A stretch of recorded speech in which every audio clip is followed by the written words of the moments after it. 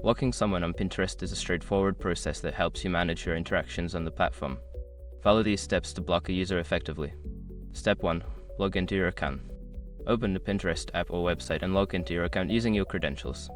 Step 2. Find the user. Navigate to the profile of the person you want to block.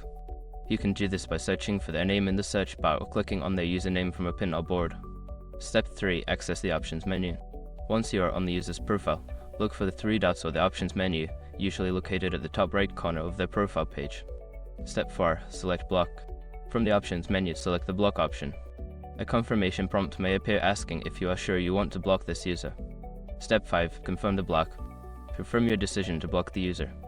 Once confirmed, the user will be blocked and they will no longer be able to see your profile or interact with you on Pinterest. By following these steps, you can easily block someone on Pinterest and enhance your experience on the platform.